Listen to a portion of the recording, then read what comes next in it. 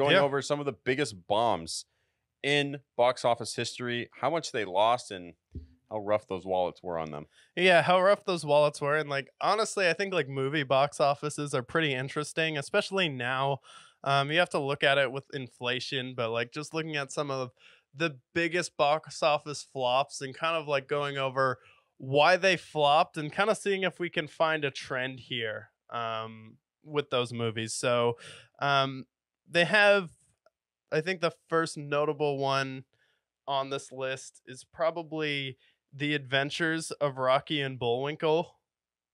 And typically this is a live action remake of a cartoon that played after Yogi Bear. So and it was played with I think the not the Pink Panther, Snagglepuss was the movie it played for. And whenever you try and make a cartoon into a live action movie, it just doesn't work. I don't like the whole animated character with actual actors, and I think it just like takes you out of the movie. In 2000 it looks ridiculous, and they gave this movie, it says between 76 to 98 million, and it made 35 million, rightfully so. Like what they did with Yogi Bear, they made it live action. Woody Woodpecker, notoriously, Hop, um, Garfield. Garfield live action. Those movies are actually, those have a soft spot in my heart with Bill Murray as Garfield. Yeah, those were solid. But yeah, Rocky and Bullwinkle. What's like your overall thought? Do you agree with that sentiment? Like, hey, maybe stop making remakes live action with a cartoon. Yeah, because again, like the track record just really doesn't show.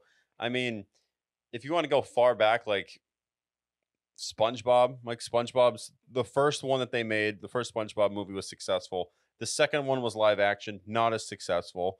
And then Tom and Jerry recently, they made a Tom and Jerry sequel live action, was not successful. I just feel like more often than not, it's the gamble that's just too high. You might as well save some money and just make it animated. Yeah. Yeah, just make it animated. And I think it probably would have done better, but like you also made it at a time where no one really cared about Rocky and Bullwinkle, and just let that era die. We don't need to revisit it. And then I think another one that's interesting on this list, just because of how wildly different the box office is Battlefield Earth. $103 million budget. It made $29 million, and it's a American fiction film based on the 1982 novel of the same name by the Scientology founder L. Oh. Ron Hubbard, and is directed by Roger Christensen and stars John Travolta and Forrest Whitaker. I heard that this movie is one of the worst movies of all time. Like you look at the box office on it or the Rotten Tomatoes score, and it's like 4%. I'll look up the exact Rotten Tomatoes, but this is like a historically god awful movie. Bad Yeah. effects, bad script, bad everything. Yeah, because like again, $103 million versus a $29.7 million box office return. Like you couldn't even make $30 million, and how much of the budget was just going to John Travolta? I mean, do you see John? This is the cover of it.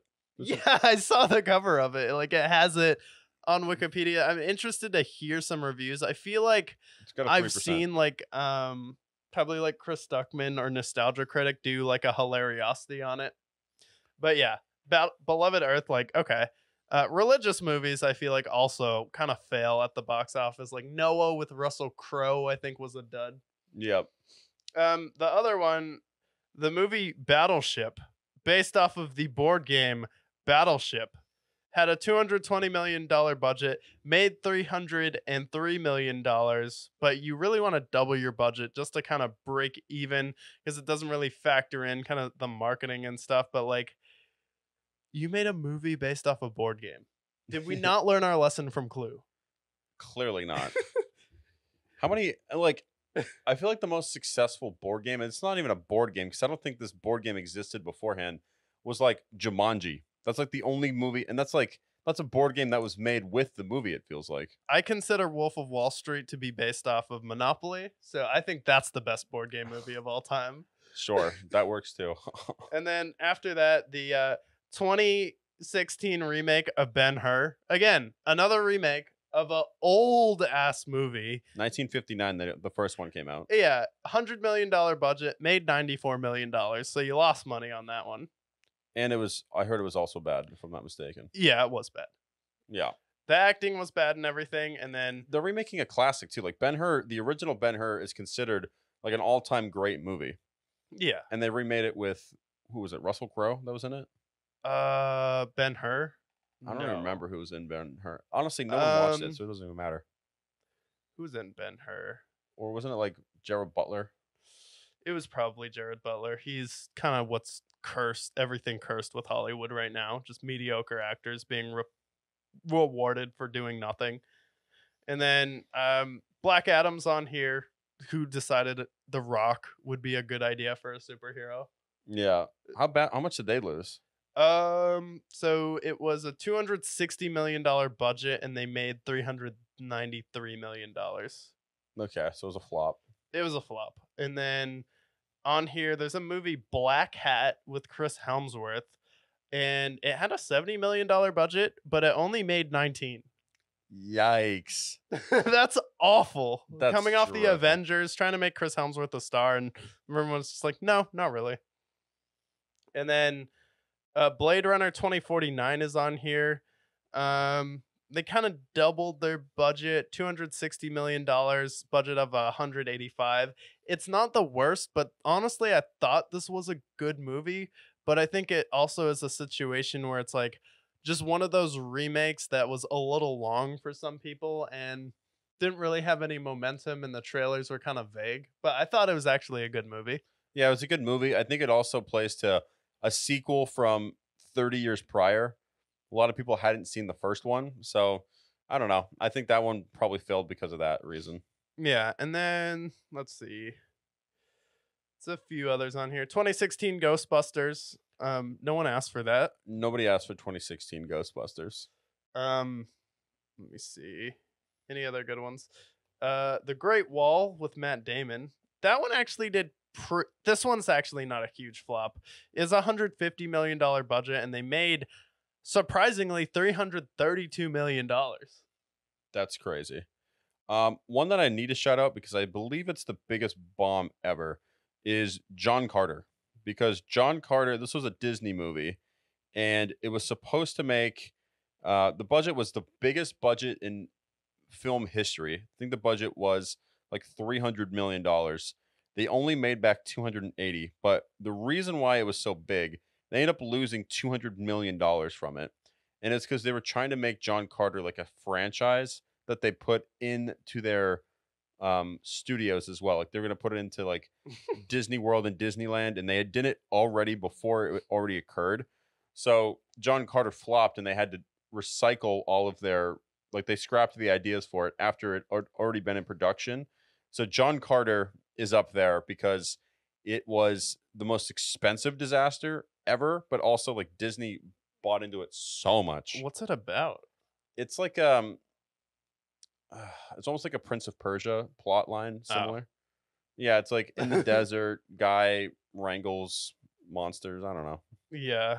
It feels like something that's like, okay, but like to bet your whole thing, like I get betting on Star Wars, I get betting on Marvel, but like John Carter's not like a household name. Like I'm like, what is John Carter? That's what they were trying to make it into.